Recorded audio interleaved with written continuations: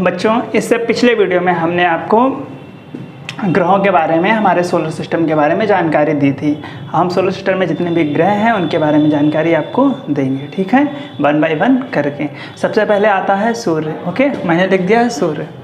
सूर्य जो है हमारे सौर मंडल के केंद्र में स्थित होता है। ओके बच्चों, जैसे कि ये हमारा सौर मंडल है तो सूर्य जो है इसके केंद्र में स्थित होता है, इस तरह से, ठीक है, केंद्र में स्थित होता है। और ये हमारे केंद्र का सबसे भारी सदस्य होता है, ठीक है बच्चों, और ये हमारे केंद्र का सबसे भारी सदस्य होता है। और सभी ग्रह हैं, जैसे ये कि बुध है, ये बुध है तो बुध इसकी परिक्रमा करेगा, सारे ग्रह उसी तरह से इसकी परिक्रमा इस तरह से घूमते रहते हैं, ठीक है बच्चों।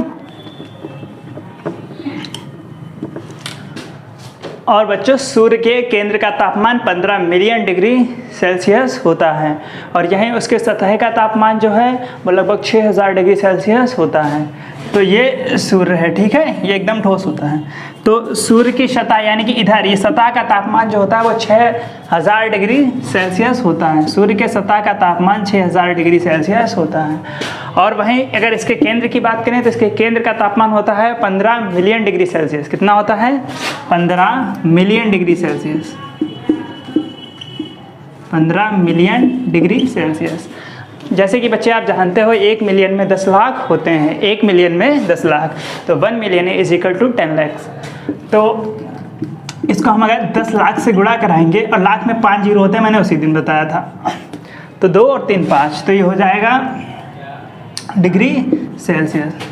अब इसके अगर गुणा करा लेंगे तो आ जाएगा 1.5 और 0 हो जाएंगे 6, 1 2 3 4 5 6, और इसको हम 1.5 को 1.5 करोड़ भी कह सकते हैं। तो इस तरह से हो जाएगा 1.5 करोड़ डिग्री सेल्सियस। तो इससे हम ये समझे कि सूर्य की सतह का तापमान 6000 डिग्री सेल्सियस, वहीं सूर्य के केंद्र का तापमान 15 मिलियन डिग्री सेल्सियस होता है। और इसको अगर ठीक से करके लिखेंगे तो 1.5 करोड़ डिग्री सेल्सियस, यानी कि सूर्य जो है अंदर से 1.5 करोड़ डिग्री सेल्सियस से भी ज़्यादा गर्म होता है। और इसकी गर्मी का राज क्या है वो भी हम अभी आपको बताएंगे कि ये इतनी ऊर्जा क्यों जनरेट कर पाता है। सूर्य की ऊर्जा इसके अंदर स्थित हाइड्रोजन और हीलियम के संलयन के कारण होती है। जब सूर्य के अंदर हाइड्रोजन और हीलियम आपस में मिलकर संलयन करते हैं तब इसमें ऊर्जा उत्पन्न होती है। हम आपको बता देते हैं कि सूर्य में कितना हाइड्रोजन होता है, कितना हीलियम होता है और कितना अन्य तत्व होते हैं, ठीक है।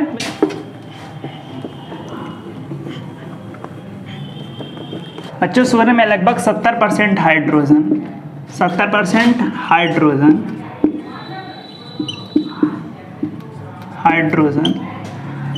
28% हीलियम, 28% हीलियम तथा 2% अन्य भारी तत्व होते हैं। अन्य भारी तत्व, अन्य भारी तत्व, अन्य भारी तत्व जैसे लिथियम हो गया, यूरेनियम हो गया, ऐसे ही ETC, लिथियम, यूरेनियम।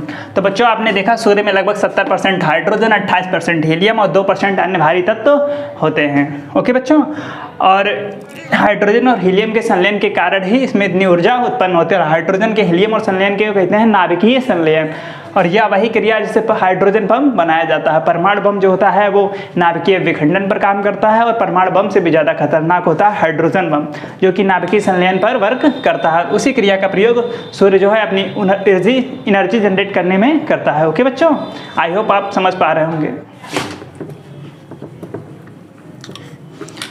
और बच्चों, अगर सूर्य की उम्र की बात करें कि सूर्य जो है वो लगभग कितना पुराना हो चुका है, तो अंदाज़ा है कि सूर्य जो है लगभग 4.5 बिलियन ईयर पुराना है। ओके, सूर्य की आयु जो है 4.5 बिलियन ईयर है। ओके बच्चों, और सूर्य का प्रकाश अगर पृथ्वी पर पहुंचने की बात करें तो सूर्य का प्रकाश सूर्य से चलकर पृथ्वी तक आने में उसे 8 मिनट 16 सेकेंड लग जाते हैं। ओके बच्चों, और सूर्य के प्रकाश की स्पीड कितनी होती है भी आप देख लीजिए।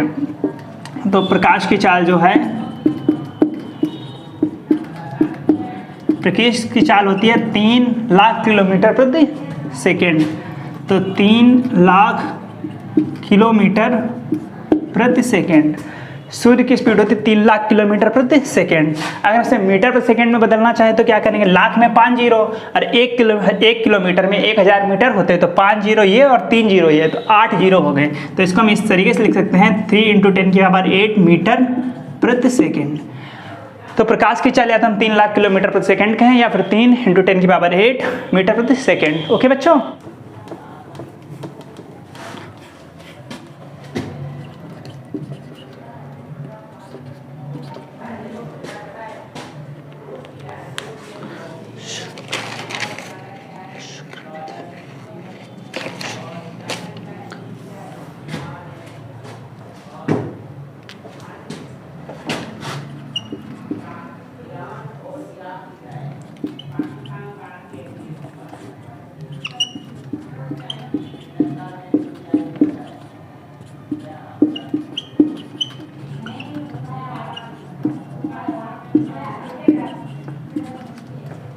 अब बच्चों देखिए ग्रहों के बारे में, ठीक है। सूर्य के चारों ओर परिक्रमा करने वाले खगोलीय पिंडों को ग्रह कहते हैं।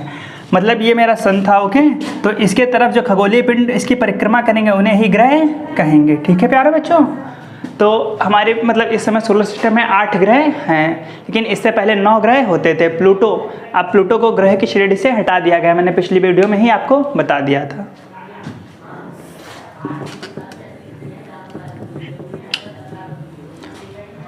ग्रहों को भी 2 भागों में डिवाइड किया गया है, आंतरिक ग्रह और बाहरी ग्रह। तो 8 ग्रह होते हैं। जो सूर्य के निकट पहले 4 ग्रह हैं उन्हें आंतरिक ग्रह कहते हैं, और उसके बाद जो 4 ग्रह हैं उन्हें बाहरी ग्रह कहते हैं। तो सूर्य के निकट 4 ग्रह कौन कौन से हैं आप देख लीजिए। सबसे पहले आता है बुध, सूर्य के सबसे निकट जो ग्रह उसे कहते हैं बुध।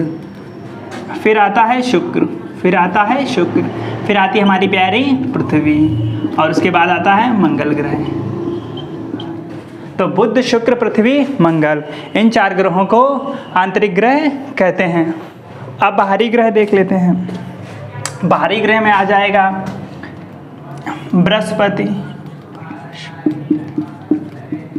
बृहस्पति, शनि, बृहस्पति, शनि, अरुण और वरुण। तो बच्चों आपने देखा आंतरिक ग्रहों में बुध, शुक्र, पृथ्वी, मंगल, और बाहरी ग्रहों में बृहस्पति, बाहरी ग्रहों में बृहस्पति, शनि, अरुण और वरुण। ओके बच्चों। और ग्रह जो हैं वो 2 तरह की परिक्रमा करते हैं, आप ध्यान से देखना। बीच में तो ये हमारा सन हो गया, ठीक बच्चों, बीच में ये सन है, और ये ग्रह इसके चारों ओर चक्कर लगा रहे हैं। तो ध्यान दीजिए, हम एक ग्रह का एग्जाम्पल ले लेते हैं। मान लेते हैं ये शुक्र है, ये बुध की कक्षा होती है, ये शुक्र की कक्षा है। ओके, ये शुक्र मान लीजिए है, ठीक है। ये शुक्र जो है सन का चक्कर लगाएगा। देखिए पहले तो ये शुक्र जो है सूर्य की इस तरह से चक्कर लगाएगा, इस तरह से चक्कर लगाने को कहते हैं परिक्रमा, और एक चक्कर पूरे होने को कहते हैं परिक्रमण, और काल में समय। तो एक चक्कर सूर्य को मतलब शुक्र को सूर्य का एक चक्कर लगाने में जो समय लगता है उसे कहते हैं परिक्रमण काल। तो एक तरह की आपने गति देख ली, और ग्रह की दूसरी गति भी देखिए। शुक्र जो है वो सूर्य की तो चक्कर लगाएगा ही लगाएगा, साथ में अपने धुरी पर भी घूमेगा, इस तरह से गोल गोल घूमता रहेगा। इसको कहते हैं परिभ्रमण काल। ओके बच्चों, आप समझ गए होंगे। शुक्र जो है एक तरह से सूर्य के चक्कर लगाएगा और साथ ही अपनी धुरी पर भी घूमता रहेगा। और अभी इसी लॉजिक का यूज़ करके हम आपको बताएंगे कि हम लोग क्यों हमेशा चांद का 59% ही देख पाते हैं, चांद के उधर बचे हुए 41% हम लोग कभी देख नहीं पाते हैं। इसका भी रीज़न इसी लॉजिक से भी समझ आएगा आप लोगों को।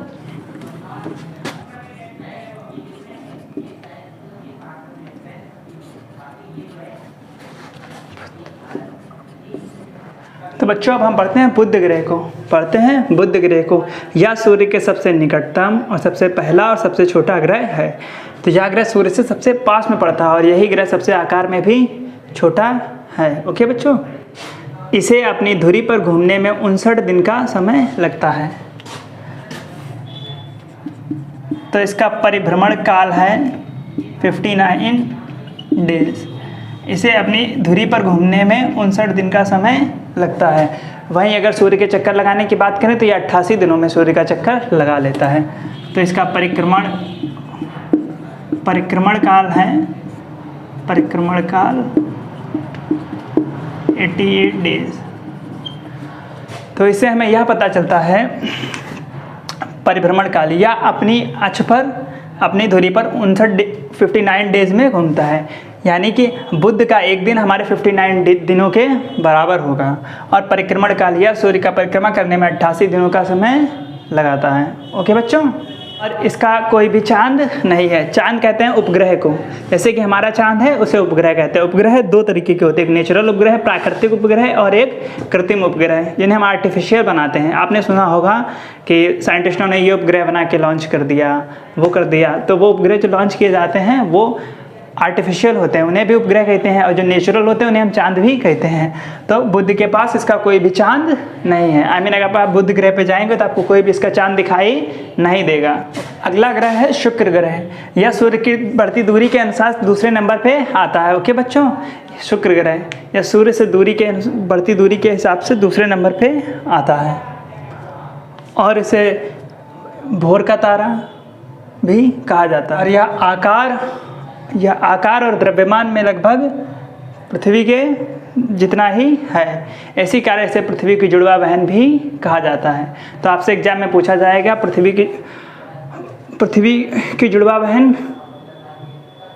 किसे कहा जाता है, तो आप बताना पृथ्वी की जुड़वा बहन जो है शुक्र ग्रह को कहा जाता है।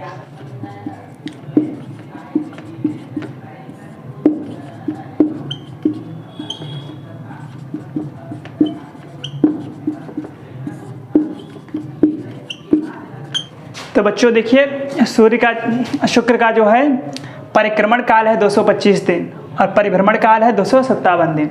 तो परिक्रमण काल 225 दिन का मतलब है कि सूर्य जो है, मतलब शुक्र जो है वो सूर्य की परिक्रमा करने में 225 दिन का समय लगाता है, और ये 15 का वर्ग भी होता है। ओके। और परिभ्रमण काल क्या होता है, शुक्र जो है अपनी धुरी पर जो है 257 डेज में कंप्लीट कर लेता है। और इसके विषय में एक इंटरेस्टिंग फैक्ट यह है शुक्र के विषय में कि यह हमारे सौरमंडल का सबसे गर्म ग्रह है, और इसका कारण इसमें CO2 की अधिकता है। इसमें CO2 गैस जो है अधिक मात्रा में पाई जाती है, और CO2 गैस आप जानते हैं यह एक प्रमुख ग्रीन हाउस गैस होती है, जिस कारण यह दिन ब दिन बहुत गर्म होता है, बहुत ही ज़्यादा गर्म होता है। और इसमें ग्रीन हाउस गैस की अधिकता है, यही कारण है कि यह सबसे चमकीला ग्रह भी है। तो यह हमारे सौरमंडल का सबसे गर्म ग्रह है और चमकीला भी है। ठीक है, और चमकीला है इसीलिए तो तारा कहते हैं ना, भोर का तारा या शाम का तारा।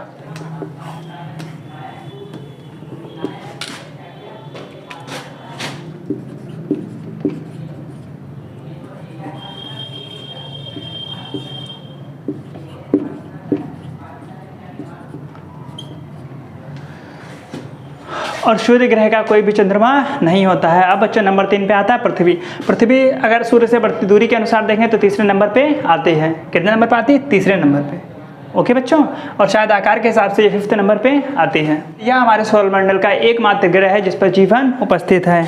तो इसके 71% भाग पर जल है, इसके 71% भाग पर जल मौजूद है तथा 29% भाग पर ही भूमि है। तो पृथ्वी के 71% भाग पर जल है और 71% भाग और 29% भाग पर स्थल है। और बच्चों पृथ्वी जो है 29.79 किलोमीटर प्रति सेकेंड की चाल से सूर्य का चक्कर लगाती है। तो इससे यह मतलब है आप सो रहे हो, खा रहे हो, कुछ भी कर रहे हैं, आप हमेशा इतनी स्पीड में तो होते ही हैं, लेकिन आपको पता नहीं चलता है। पृथ्वी जो है 29.79 किलोमीटर प्रति सेकेंड की स्पीड से सूर्य का चक्कर लगाती है। पृथ्वी जो है अपनी धुरी पर 23 घंटे 56 मिनट पृथ्वी अपनी धुरी पर 23 घंटे 56 मिनट 4 सेकेंड का समय लेती है। पृथ्वी अपनी धुरी पर घूमने में 23 घंटे 56 मिनट 4 सेकेंड का समय लेती है। पृथ्वी अपनी धुरी पर इतने टाइम में ही घूम जाती है। ओके बच्चों, और यही आप देख रहे हैं 24 घंटे, इसलिए हम कहते हैं हमारा दिन जो होता है वो लगभग 24 घंटे का होता है, और एक दिन में 86,400 सेकेंड होते हैं। तो ये 4 मिनट बच रहे हैं 24 घंटे में, लगभग 4 minute. Okay, I mean 3 minute 56 second. तो ये जो बच रहे हैं इन्हीं को बचा करके आपने देखा होगा 5 सालों में फरवरी जब है 29 दिन की पड़ती है, तो हमारा एक साल जो है 366 दिन का होता है। वैसे 365 दिन ही होते, लेकिन उस साल 366 दिन होते हैं।